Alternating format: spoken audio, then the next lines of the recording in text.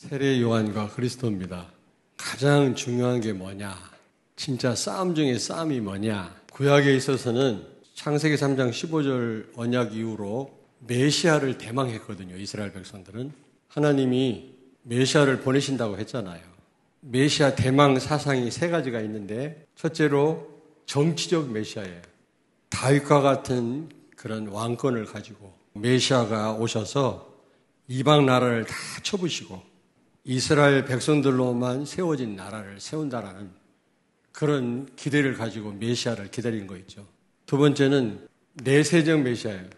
현실이 너무 어렵고 절망적이니까 이것을 초월해서 우리가 죽어서나 들어갈 천국 있죠. 그런 나라를 세울 메시아를 대망한 거 있죠. 이걸 내세적 메시아 대망 사상이라고 그래요. 세 번째로는 영적 메시아입니다. 삼직을 가지고 왕, 제사장, 선지자, 인간이 해결할 수 없는 근본 문제, 영적 문제를 해결할 그런 메시아를 대망한 거 있죠. 1번, 2번은 틀린 겁니다. 잘못된 대망 사상이죠. 3번이 영적 메시아 대망 사상이 맞는 거죠. 이게 얼마나 중요합니까, 여러분? 메시아를 기다리는데 잘못된 메시아관을 가지고 기다린다. 그건 망하는 겁니다. 싸움 중에 싸움이다. 두 번째입니다. 신약입니다. 신약. 신약에도 중요한 싸움이 있는데 그게 뭐냐? 정말 예수가 그리스도냐? 예수님이 구약에서 오시겠다고 하는, 보내시겠다고 했던 그 메시아 맞냐? 그걸 믿고 인정하는 겁니다. 그 싸움이에요. 지금도 마찬가지예요. 그렇지 않습니까? 우리 신앙생활 한마디로 말하면 최고 중요한 게 예수가 그리스도 맞냐? 이걸 깨닫는 겁니다. 그걸 인정하는 겁니다. 그걸 믿는 겁니다. 지금 유대인들은 지금도 메시아를 기다리고 있거든요. 그러나 우리는 이미 메시아 그리스도가 오셨잖아요. 근데 중요한 거는 그 메시아가 예수가 맞냐? 이 답을 내리는 겁니다. 이것처럼 중요한 게 없거든요. 세례 요한입니다. 여러분 뭐 잘 아시겠습니다만은 세례 요한은 마지막 선지자예요. 구약의 마지막 선지자는 말라기고 선지자 중 마지막 선지자는 바로 세례 요한입니다. 이 세례 요한은 영적 메시아, 제대로 된 메시아 대망 사상을 갖고 있었죠. 지금 우리가 깨달은 그 그리스도 메시아를 오기를 간절히 기다렸던 사람이고 예수님보다 조금 일찍 태어나가지고 예수가 그리스도라는 사실을 그렇게 기다리던 메시아가 바로 이분이라는 것을 선포했던 그런 사람이죠. 세 번째로 세례 요한은 정말 예수가 그리스도임을 선포했던 사람이죠. 오늘 여기 3절에 보니까 너희는 주의 길을 준비하라. 여기서 큐리오스, 오실 메시아를 여기서 의미합니다. 누가복음 1장 76절, 77절을 우리 같이 찾습니다. 다 같이. 이 아이여 내가 지극히 높으신 이의 선지자라 일컬음을 받고 주 앞에 가서 그 길을 준비하여 주의 백성에게 그 죄사함으로 말미암는 구원을 알게 하리니. 지금 세례 요한을 가리키는 거거든요. 이 세례 요한이 예수 그리스도를 선포할 사람이라는 겁니다. 여기서 말하는 거는 예수가 그리스도다. 이게 굉장히 중요합니다. 그때 당시 예수님이 오셔서도 예수님을 메시아로 인정하지 않았거든요. 예수가 그리스도로 인정하는 거 이게 답니다. 요한복음 1장 29절에 예수님이 지나가시는 걸 보고 세례 요한이 뭐라고 그랬습니까? 보라, 세상 죄를 지고 가는 하나님의 어린 양이로다 그랬잖아요. 분명히 그때 당시 사람들은 예수님을 인정 못한 사람이 많은데 세례 요한은 알고요. 그렇게 구약에서 말했던 메시아가 바로 저분이시다. 이걸 증거했던 사람입니다. 예수 그리스도의 사역을 준비했던 사람이에요. 예수가 그리스도임을 증거했던 사람일 뿐만 아니라 그분이 어떤 일을 할 건지를 미리 선포했던 사람이다. 마태복음 3장 6절을 찾습니다. 예수께서 세례를 받으시고 곧 물에서 올라오실새 하늘이 열리고 하나님의 성령이 비둘기같이 내려 자기 위에 임하심을 보시더니. 아멘. 아멘. 예수님이 세례를 받겠다고 하니까 세례 요한이 거부했잖아요. 내가 감히 그리스도이신 당신을 어떻게 세례를 줄 수 있겠냐 그랬더니 아니다. 하나님의 계획을 이루기 위해서 빨리 행하라 그랬거든요. 그래서 세례를 주니까 하늘문이 열리더니 소리가 들리되 내 사랑하는 아들이다. 예수님을 향해서 그런 소리가 들린 거예요. 또 하나는 내가 기뻐하는 자다 그랬잖아요. 예수님의 사역이 어떤 사역인지를 거기서 가르쳐 주는 겁니다. 여기서 내 사랑하는 아들이다 이 말은 세자를, 왕자 가운데 왕 될 사람이 있다고, 그 세자를 때가 돼가지고 왕으로 세울 때 부왕이 너는 내가 사랑하는 아들이다 이런 말을 했다고 그래요. 그때 당시. 다시 말하면 예수님의 신분이 뭐라고? King of Kings다. 왕이다 그 말이에요. 그 다음에 또 무슨 말 들렸다 그랬지? 내가 너를 기뻐하노라. 이거는 노예 시장에서 노예를 사다가 자기 집 노예로 삼을 때 내가 너를 기뻐한다 그랬다는 거예요. 예수님의 신분이 뭐라는 얘기죠? 노예다, 노예. 섬김의 왕이라는 겁니다. 서번트 킹이란 말이죠. 이게 바로 세계복음화의 전략 중의 전략이에요. 어마어마한 그리스도 직분을 우리가 사용하되 섬김의 자세로. 자, 그렇다면 세례 요한과 그리스도입니다. 그는요, 마가복음 1장 8절을 찾습니다. 나는 너희에게 물로 세례를 베풀었거니와 그는 너희에게 성령으로 세례를 베푸시리라. 아멘. 아멘. 그는요, 예수가 그리스도임을 정말로 확신하고 믿었던 사람이에요. 그리고 그는 마태복음 3장 3절에 보니까 광야에서 외치는 자의 소리라 그랬거든요. 많은 소리가 있잖아요, 여러분. 사람 소리, 세상에서 들려오는 소리 많이 있잖아요. 근데 세례 요한의 소리는 그런 소리가 아니란 말이죠. 세상에서 들려온 소리가 아니라 광야에서 들려온 소리다. 하나님과의 긴밀한 관계 속에서 전하는 소리라는 거죠. 그리스도, 예수가 그리스도라는 것을 선포하고 그리스도의 사역을 준비하는, 그리스도의 길을 준비하는 그런 소리라는 겁니다. 누가복음 3장 2절을 찾습니다. 안나스와 가야바가 대제사장으로 있을 때 하나님의 말씀이 빈들에서 사가랴의 아들 요한에게 임한지라. 광야에서 살아서 광야에서 외치는 자의 소리라고도 했지만 광야에 있는 이 세례 요한에게 하나님의 말씀이 임했다. 그러므로 세례 요한의 소리는 세상 소리하고 달라요. 하나님께로부터 받은 소리란 말이죠. 여기 우리는 귀를 기울여야 된단 말이지. 요한복음 3장 30절 찾습니다. 그는 흥하여야 하겠고 나는 쇠하여야 하리라 하니라. 아멘. 아멘. 세례 요한의 고백이에요. 예수님은 흥하여야 하겠고 나는 쇠하여야 하리라. 정말 나를 내려놓고 그리스도를 높였던 사람이다.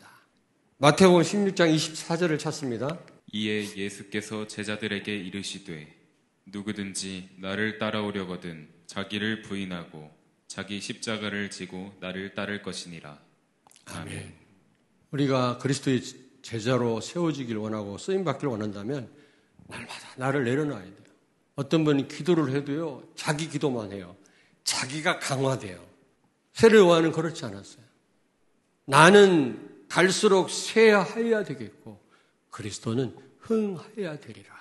내가 십자가에서 죽었다. 내 안에 사는 분은 그리스도야. 바울은 날마다 죽노라 그랬거든요. 그는요, 회개의 열매를 맺어라 그랬거든요. 마태복음 3장 8절을 찾습니다.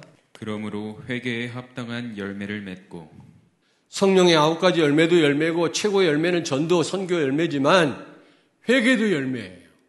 로마서 14장 23절을 찾습니다. 의심하고 먹는 자는 정죄되었나니 이는 믿음을 따라 하지 아니하였기 때문이라.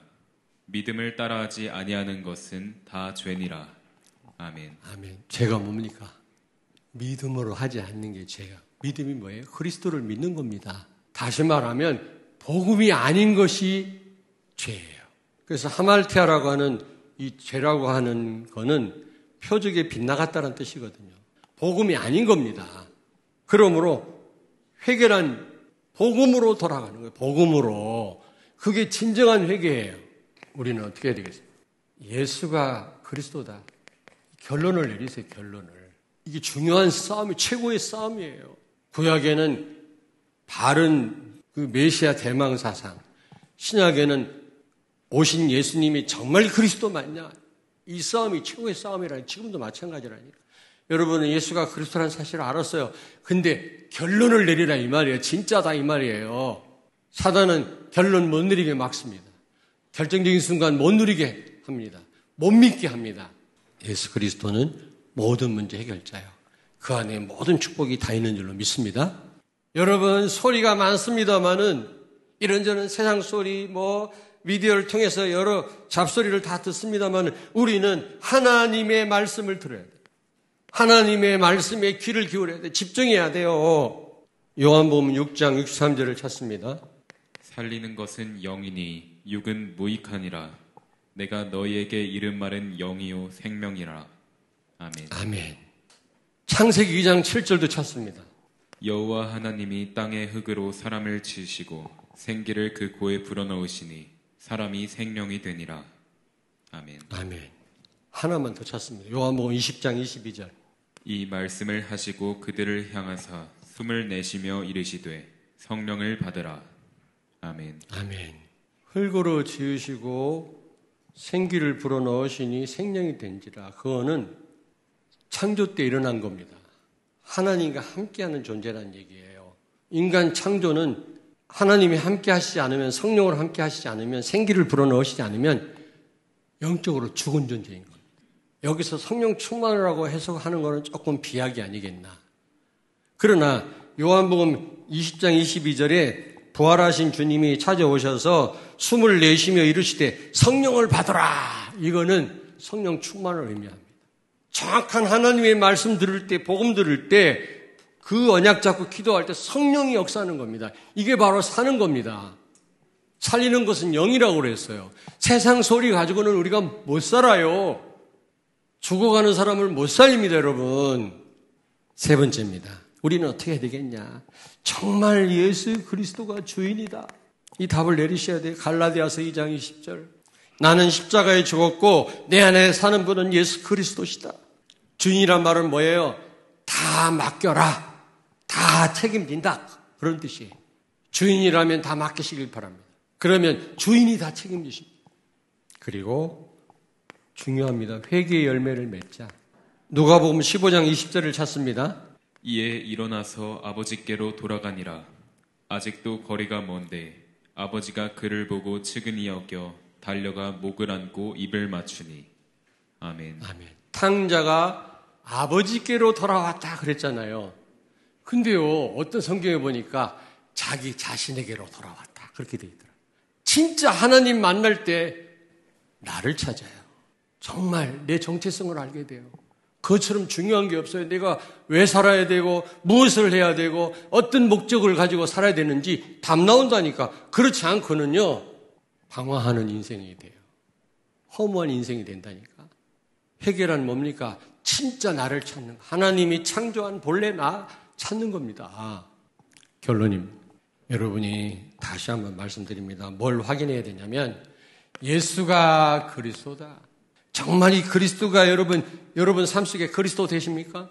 목사님만 특허낸 거 아니에요. 누구든지 그리스도를 누리라고 선물로 주신 거예요. 왜 못 누리십니까? 왜 맨날 걱정하고 있고 염려하고 있고 예수 안에 다 있는데 맨날 없다고 그러고. 그리고 이 예수 그리스도가 주인 맞습니까? 이거 오늘 다시 한번 확인하세요. 이게 얼마나 중요한지 몰라요. 싸움 중에 싸움이에요. 신앙생활. 최고의 영적 싸움이에요, 여러분. 그리고 두 번째입니다. 광야에서 외치는 소리. 여러분, 정말 복음 강단. 사도행전 18장 5절에 바울이 말씀에 붙잡혀 그랬어요. 아까 찬양에도 그런 내용 나오더만. 말씀에 붙잡혀.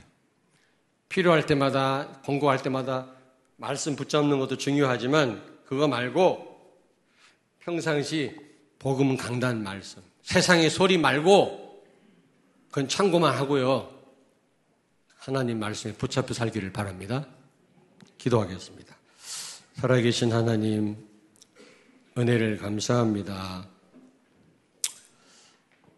가장 복된 자리로 우리를 인도해 주시고 오늘도 우리에게 소리가 아니라 생명의 말씀 우리에게 주심을 감사드립니다. 정말 세상의 소리가 아니라 하나님의 복음의 말씀을 통해 모든 것이 회복되는 이 시간 되게 해 주옵소서. 오직 되는 시간 되게 하여 주옵소서. 예수님 거룩하신 이름으로 기도하옵나이다. 아멘.